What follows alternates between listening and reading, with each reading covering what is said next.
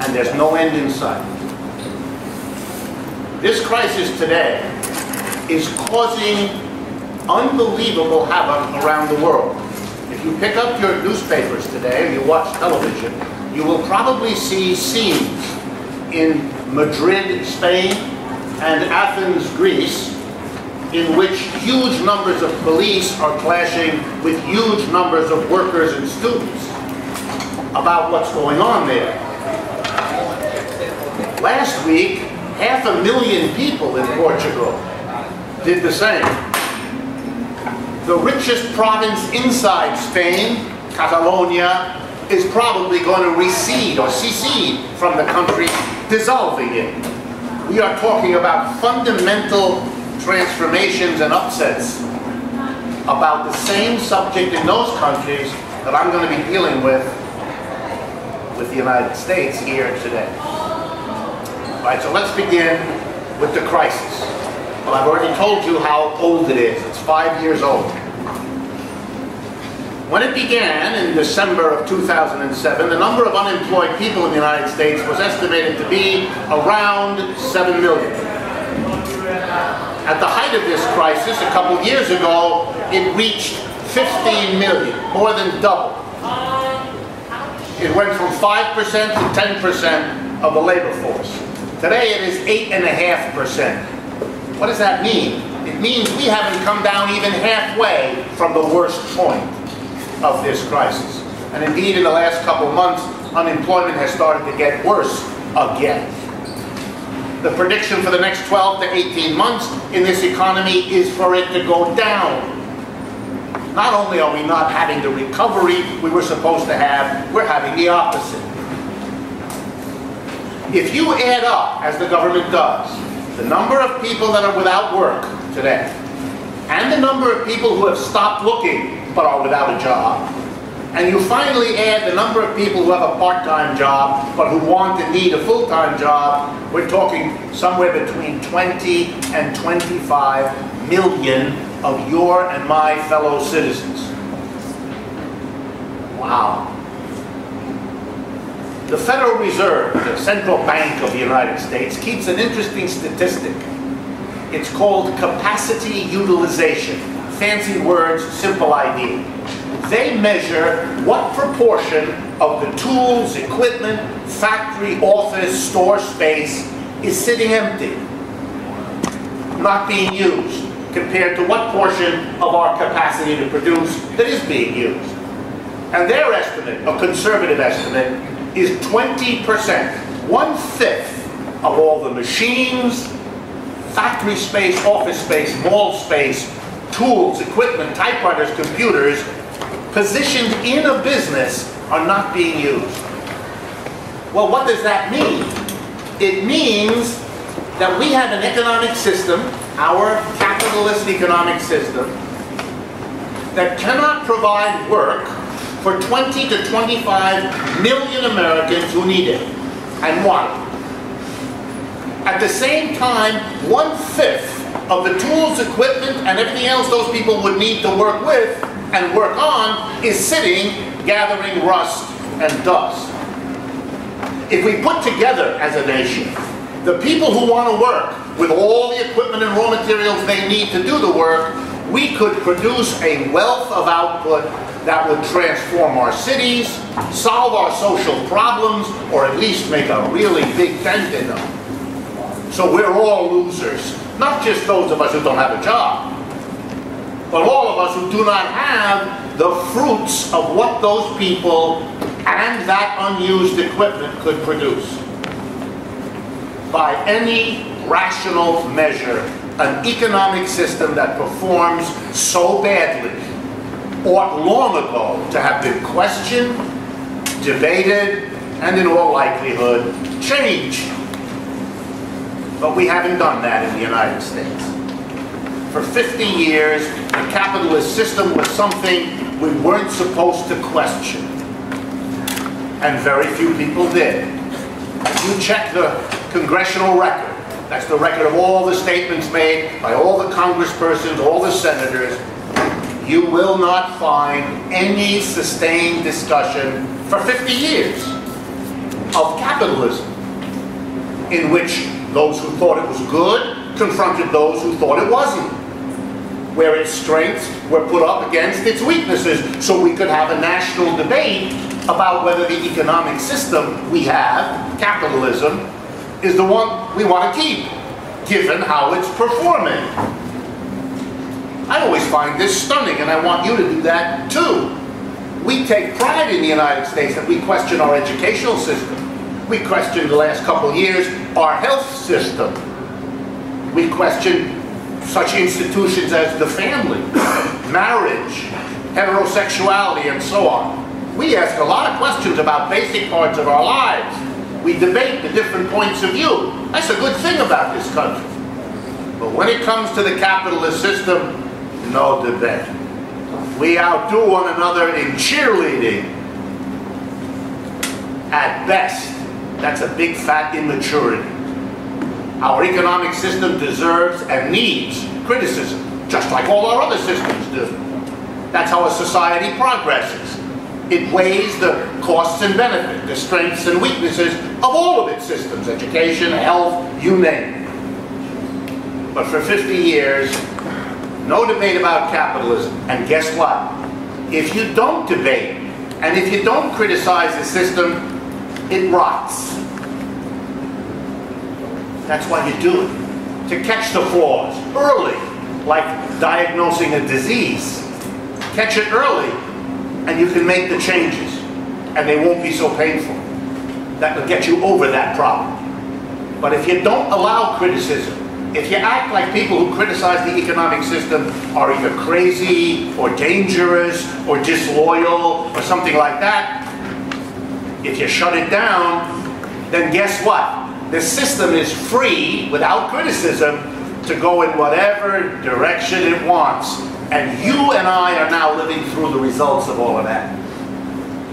A system that has spun out of control, that isn't delivering the goods to the American people, except for those at the top.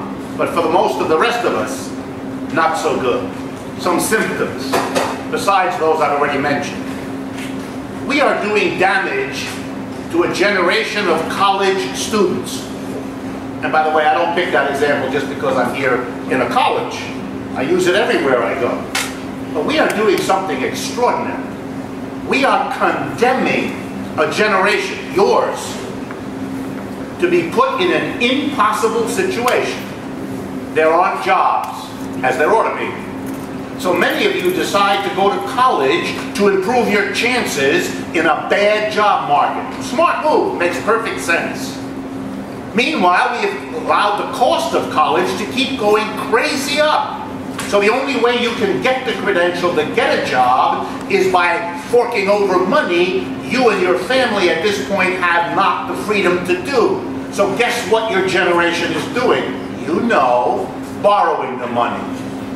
Borrowing tens of thousands of dollars to get a degree, only to discover that the economic system that makes the price of education too high, that makes the financial resources of your family to afford that education too low, and then loads you up with debt, is going to show you when you're done that you may not get a job, and even if you do, the cost of paying off your accumulated debt is going to follow you and damage you in your life for years and years to come. That's not smart. That's making education a decision more and more people are not making. We as economists teach our students across America that the United States now has to compete in a world economy with the Europeans, with the Chinese, with everybody. And that one of the most important things we have to compete with is the educational attainment of our young people. That's what will shape, as much or more than anything else, the economic future of the United States. And what are we doing to prepare ourselves? We're making college too expensive. We're loading people up with debts. We're distracting them from study by the anxiety of debts they worry about and have to worry about. That's not smart. That's damaging your future opportunities as a way of coping with your current crisis. A system that makes people do that is a system that doesn't work real well. Let me turn then from the crisis we're in, and there are endless more examples of it that I can go through with you if you'd like later in the Q&A portion. But let me turn to what the government did and has done about this. Because when the capitalist system that we have breaks down, as it does over and over again, we usually call upon the government to save it. By the way, to save it from what? To save it from itself. The last time we had a crisis of this proportion was the 1930s. Started in 1929, it wasn't over until 1941. 11 or 12 years, depending on how you count. We're in year 5. That one was worse than this one, at least so far, has gotten. And when that capitalist economic system that we're living in collapsed in the 1930s, unemployment, by the way, at its peak, 1933, 25% compared to 8.5% now. The government came in, big time.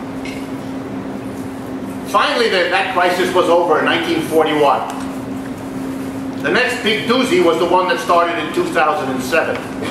But in case any of you imagine that capitalism only has a problem every 30, 40 years, between the end of the economic crisis of the Great Depression, 1941, and the beginning of the crisis we're in now, 2007, there were 11 other economic downturns. Capitalism is an extraordinarily unstable economic system. I like to drive that point home by saying the following. If you live in an apartment with a roommate as unstable as this economic system, you would have moved out long ago or demanded that your roommate get professional help. But since when did you live in a capitalist system that's just as unstable and ask yourself the same question? Every president since the one in the 1930s, his name was Roosevelt, Franklin Delano Roosevelt. Every president since then has been a president when the economic system goes down. Sometimes it only goes down for a few months. Sometimes, like this one, for years. Every president has done the following. He has said, if you do my policies, what I propose, not only will it get us out of this crisis, but it'll make sure that no future crisis creates problems for our children. Every president promised it. No president has yet delivered on that promise. That's why we have a crisis now. Because this system doesn't know how, has not been able to solve this crisis, these kinds of crises. And they sure as heck have not been able to prevent them. That's a reason to criticize a system that is working in this manner. Well, what did the government do this time? And what can we say about it? Well, the first thing to say about it is it hasn't worked. When this crisis first began to bubble up in 2007, the president at that time, George Bush, promised us in repeated statements, nothing to worry about, it'll be a downturn, won't last very long. 6 months later, he said, nothing to worry about, it just affects the housing market, the subprime mortgage market. And we all scrambled to learn what's a subprime mortgage. And then Mr. Bush was ridden out of office by the American people freaked out by this crisis, who brought in a new president, Obama. And he began by saying, well, we'll get our way through it. I'm the president who's going to fix all this. Here we are, 4 years later, hadn't happened. Now, the last thing on earth George Bush wanted at the end of his presidency was an economic crisis, because that's a guaranteed way to lose an election. He did everything he could. He used every economist he had to try to prevent that from happening. He couldn't do it. The government doesn't have the weapons at its disposal, the policies, to solve the problem. At least none of the things they tried worked. The last thing on earth Barack Obama wanted was to run for re-election, as he's doing now, at a time when that economic crisis he promised to solve would stare everybody in the face unsolved. He didn't want that. He used all of his advisors to do everything he thought was appropriate to prevent that from happening. Wrong again. And now Mr. Obama risks being run out of office by the same crisis that brought him in. What's going on here? Well, let's see. What did the government do? The government decided, first under Mr. Bush, and then under Mr. Obama, because they had the same policy, Obama just did them bigger, to throw huge amounts of money at the nation's biggest banks. And after that, huge amounts of money at some of the largest corporations in America. General Motors, our biggest car company. AIG Corporation, our biggest insurance company, and a whole host of others. The government responded to the crisis by bailing out the failed, bankrupt banks of the United States and many of the largest corporations. Here was the idea. If the government helps them at the top, well, they'll get going again, they'll be healthy as corporations, and the benefits of their profits and of their being healthy will trickle down to everybody else. They will hire people again, overcoming unemployment. They will spend money again, getting our economy going. That was the idea. By the way, that has a name, that idea. It's called trickle-down economics. You help the top, and you hope it trickles down to everybody else. Well, here's what the results of the Obama-Bush policies have been. Have you helped the big banks? Yes. Did you get them over the crisis? Yes. Did you help the big insurance company? Yes. Did you help General Motors? Yes. Their balance sheets look much better than they did in 2008 and 2009. But did the benefits to the top trickle down? No. No. Give you just one statistic. It is now reported by economists that corporations in America are sitting on $2 trillion, that's with a T, $2 trillion of cash. They're not investing that money. They're not hiring workers, they're not expanding production. Why not? Their answer is, we are responsible businessmen and women. We're not going to invest money when the economy looks as crappy as it does. We can't even sell the stuff we're making now. Why in the world should we make more? We can't sell it. So we're just going to sit on the money. Meanwhile, of course, if they sit on the money, then there are no jobs. Then there's no end to unemployment. Here's the irony. Because they don't invest the money they have, masses of people don't get that money. And because they don't get that money, they can't spend the money. And because the mass of people can't spend the money, the businesses say we can't invest it. This is called a vicious cycle. This is an economic system that isn't working. The government only helped the top 5 or 10%. Everybody else, you are not helped. You weren't bailed out. But here's not where the story stops. It takes another step. How did the government get a lot of the money it used to bail out the banks, the corporations, and so on? The way the government gets that money in our society is not by taxing people or taxing companies. You could do that. If the government taxed the money to stimulate our economy, then the government wouldn't run into debt. And there wouldn't be a deficit because it would raise the money in taxes. It chose not to do that. And by the way, let me make clear why. Because you would have had a revolution in the United States. You cannot subject the American people to a massive unemployment, to the spectacle of bailing out only the people at the top, and then say, now you get to pay a ton of taxes to cover all of this. Then we would have in the United States exactly what's going on in Madrid and Lisbon and Athens now. So the government didn't do that. Here's what the government did to bail out the banks, General Motors, AIG, all the rest of it. They borrowed money. The government borrowed the money. Let me say that one more time. The government borrowed the money to bail out the top. And guess what? If the government suddenly starts to borrow huge amounts of money, which we did, like all the governments around the world, we're not unique, then the people who lend to the government, and who are they? Banks, large corporations, and wealthy individuals, and foreign countries will lend to the United States. When the government borrows, the lenders get nervous because they keep lending to a government. The government keeps borrowing more money. The lenders begin to get worried. You know, that government may not be able to pay us back. And you know why? Because when you borrow tons of money as a government, you got to pay interest on that. And you've got to pay it back, at least in part.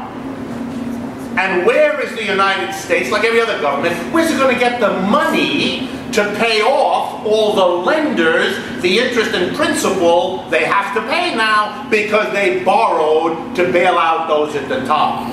Here's the answer, friends, and pay attention, because this is your life. The way the government gets that money is it promises to the lenders, the banks, the big corporations, the rich people, and the foreign government. The U.S. government says, don't worry. We have the money to pay you back and pay the interest. You know how we're going to get that money? We're going to fire lots of public employees. We're going to cut back government programs. And we're going to use the money that we used to pay those workers' salaries and to pay for those programs. And instead, we're going to pay off the lenders from whom we borrowed the money to bail out the top in this period of crisis. So that all of you get to live in a country where all the leading politicians are discussing how much to cut, who to cut, when to cut, and among the cuts being considered student loans, programs for old people, sick people. What an economic system. It breaks down, repeat it. It is in a doozy of a breakdown now. All its governments can think out of is trickle-down economics. Help the top, hope that it trickles down. Meanwhile, borrow the money to help the top, and then make the whole society pay for the money you borrow to help the top. You wonder why people in Europe are in the streets. They wonder why you are not. Because it's the same process. And as soon as the election hoopla is over, you will be seeing on your daily newspaper all the signs of the cutbacks here that are called in Europe austerity. A way to pay for the crisis you didn't cause, for the bailout you didn't get, but you get to pay for it. And as long as you, the people of this country, permit it, it will continue. That's why those people in Europe are in the street, because they want their government to know they're not going to tolerate it. And where does that end? No one knows. But the political and economic turmoil in Europe is the worst and most profound that they've seen in half a century. And if you think the Atlantic Ocean is going to prevent that sort of thing from bubbling up here, you are very naive. Okay, so much for what's happening, and so much for a government that can't figure out what to do. Was it always this way? Before I give you the solution, I would like you to consider. And the answer is no. In the Great Depression of the 1930s, something very different happened. The crisis, as I told you, was worse. A Democrat was elected president right in the middle, just like Obama was in the middle of this one. Franklin Roosevelt was elected in the middle of that one. But Franklin Roosevelt did not behave like Bush or like Obama. He behaved very different. First I'm going to tell you why, and then I'm going to show you what he did. Why did he behave differently? Did he come in like Obama to office? Yes, he did. In fact, many of his proposals and campaign statements sound a lot like Obama's. Check them out. 1932. You'll see.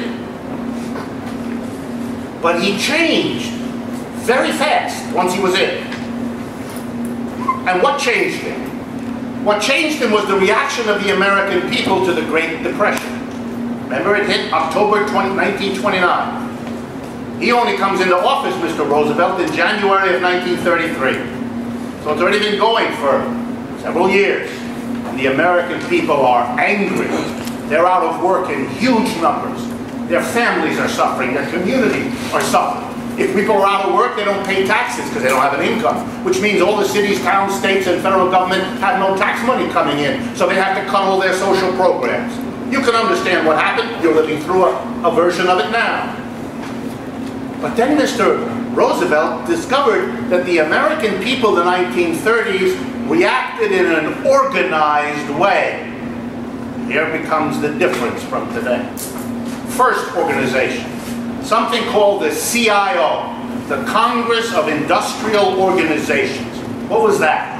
Well, it started out being the mine workers union in this country, led by a man named John L. Lewis. They decided that in the depths of a depression, as millions of Americans were losing their jobs, or if they held on to a job and paid less, benefits were fewer, you know just what's happening now. He said, you know what American workers would do? They would join a union if they believed the union could protect them from what's being done to all the working people. So he decided to appeal to American workers to join unions. And here's what may come as a surprise to you. In a matter of months, tens of millions of Americans who had never been union members before joined unions. It was the most stunning unionization drive in American history, greater than anything that had ever happened before and greater than anything that has ever happened since. Within a year and a half, tens of millions of workers were organized in unions, and the unions went to the president and said, we've got millions of members that are very dissatisfied with what's going on. You better do something. Unions and union workers had voted for Roosevelt. They got him into office that first time. There was another kind of organization that exploded in America at that time too. This may surprise you even more.